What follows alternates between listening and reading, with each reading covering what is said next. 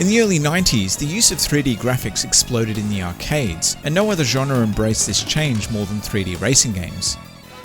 1992's Virtua Racing was a landmark title, and was one of, if not the most influential, ushering in a new era of polygon-based races.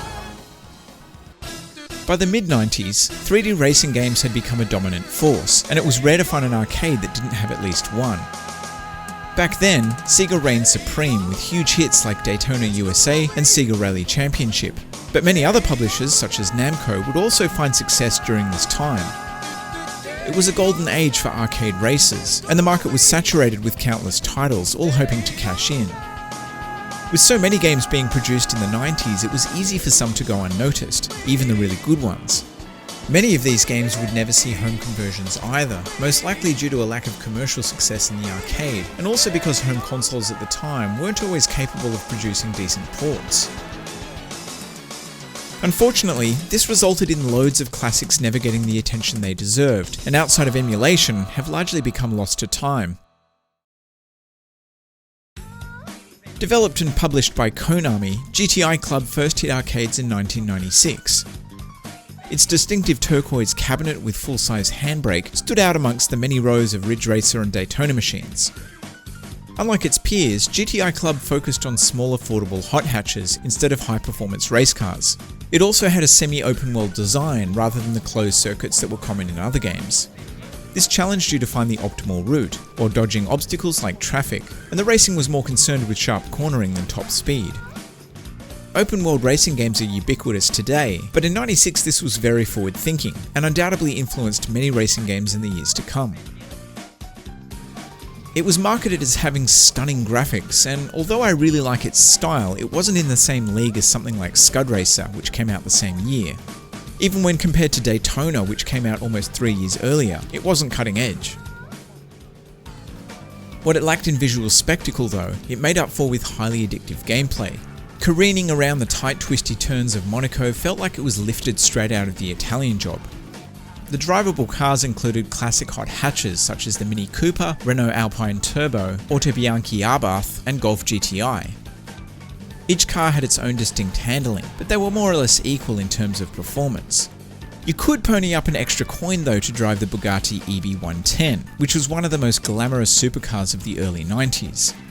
It had a much higher top speed but lacked the acceleration of the smaller cars and was nowhere near as nimble. This meant that you couldn't abuse the same shortcuts, although this wasn't really a problem. It was so much faster than anything else and anyone using it had a clear advantage.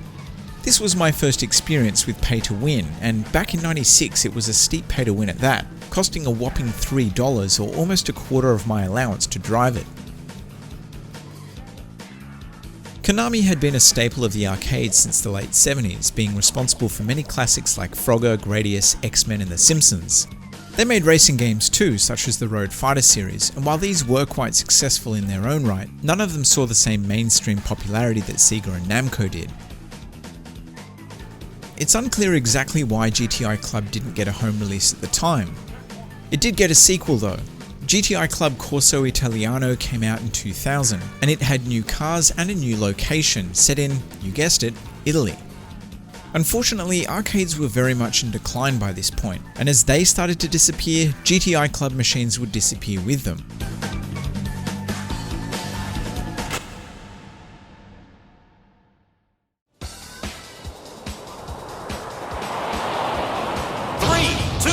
One, go! 8 years after Corso Italiano, a third and final game, Super Mini Festa, would hit the Japanese arcades. Along with new cars and modes, this version included both the previous French and Italian courses, as well as new British and USA locations. Information on this game is kind of scarce, but it did get both a PSP and a Wii port in 2010. Yeah, and they play like complete shite. In the same month that Super Mini Festa released in the arcades though, and a full 12 years after the first GTI Club debuted, it would finally come home on the PS3. GTI Club plus Rally Côte d'Azur wasn't just a HD remastering of the original, it was a full-on remake built almost entirely from scratch, boasting crispy new 720p visuals, running at a well-lubricated 60 frames per second. The only legacy code brought across from the original was the course data, which apparently made replicating the location much easier.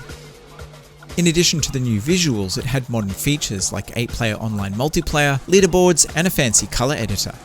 The only significant thing missing from the original was the Bugatti, which was probably omitted due to licensing issues. It was replaced with the iconic Lancia Delta, which isn't faster than the other cars and also doesn't cost $3. Development was handled by Sumo Digital, a British studio known for their high-quality ports. They were responsible for the sublime home versions of Outrun 2 on the Xbox and PS2, and would later work on the Forza games. This version of GTI Club was a digital-only release, exclusive to the PS3 and cost roughly £10. Like many early PS3 titles, it had PlayStation Eye and 6-axis support, although neither of which is all that intriguing, unless you want to look like a dickhead and get a guaranteed wrist injury. To complement the improved visuals, the audio was overhauled as well. Cars sound much more grunty, and the addition of 5.1 support is enough to make any grown man tight in the pants area. The original soundtrack was remixed, but it still retains a classic 90s Japanese vibe, with jazzy menu music and an extra reverby announcer guy. Select a car! A small detail I almost missed completely is that if you switch the HUD to classic, it also replaces the music with the original arcade tunes. It would have been amazing if it was possible to switch the visuals to the original appearance too, a la Halo Anniversary Edition, but this probably would have been a huge amount of additional work.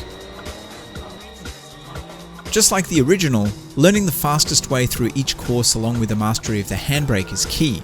Pressing a button doesn't have the same impact as wrenching on a physical brake like in the arcades, but power sliding around hairpins remains just as satisfying. The cars might be small, but they all have a tangible weight to them, and the way they roll when hugging the turns and bounce when they hit the ground after a jump feels fantastic. There are only two main modes. Single player lets you race against the computer on either easy, medium or hard. Easy isn't too challenging, but it's not a cakewalk either. Medium is a bit harder, but once you figure out the fastest route, it's also not very challenging. Hard is a different story altogether. It's a reverse race of the medium course. You even have to start the race by reversing and turning around. To win, you'll have to consistently pump in good lap times, which leaves very little room for error. You also have to complete 5 laps instead of 3. As far as I can tell, the difficulty of the AI remains the same across all 3 modes. The complexity of the courses is what defines how hard it is. That doesn't mean the AI is a pushover though. It's extremely aggressive and the other cars constantly barge you out of the way. But they're not tough because their racecraft is godlike. It's more of an old school, fuck you, I'm driving on this line whether you put your car there or not kind of style. You essentially have to drive around them because it's almost like they don't know that you're there at all. On the positive side, the rubber banding isn't overly obnoxious. The computer makes errors too, so it never feels like you've been robbed when you lose, and conversely, winning feels like you earned it. Completing the easy and medium difficulties with each car unlocks the taxi and police colours. You can also go into the editor and create your own designs, and there are quite a few colours and decals to play with. If you finish the game on the hard setting with any car, you unlock the toy dog, which comes complete with panting engine noises and barking horn. Its performance is on par with the rest of the cars, but its small size does make it slightly easier to weave between traffic.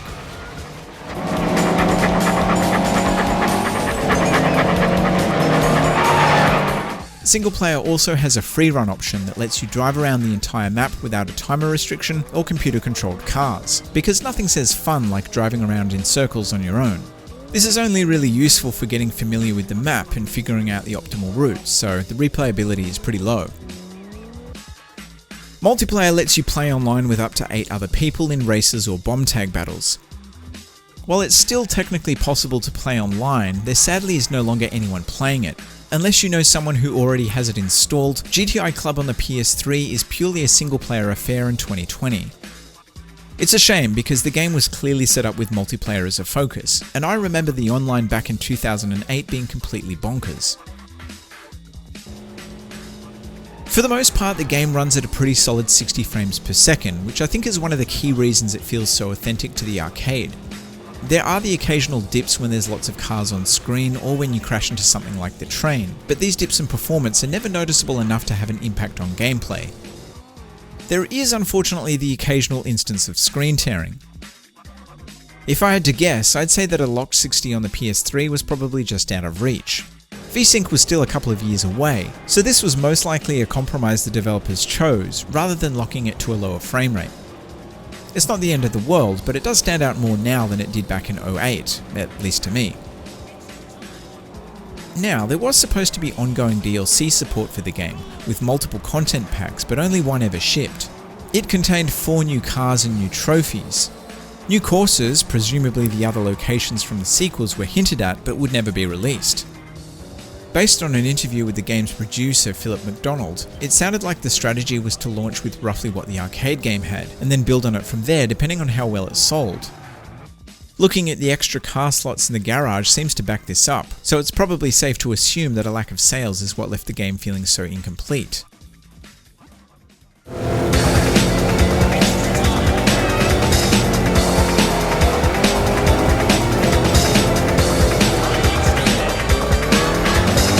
GTI Club on the PS3 is a bit of a strange one. On one hand, it feels incomplete, and in 2020, kind of like an abandoned amusement park.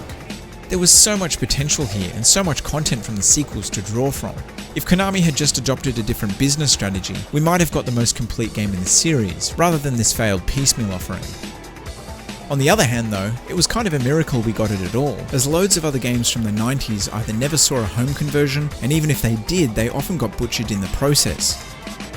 GTI Club on the PS3 wasn't perfect, and it lacked some of the original's character, but it retained the signature gameplay, and it was ultimately a well-executed port, bringing a faithful and complete version of the arcade game to the home.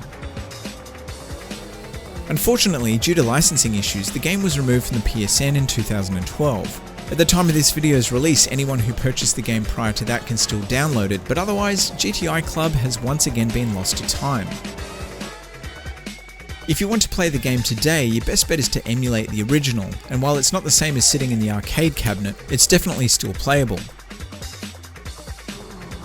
Anyway, thanks for watching. If you like what I do, you can leave me a like, subscribe if you haven't already done that. If you didn't like this video, that's cool, you can dislike as well, but otherwise, cheers.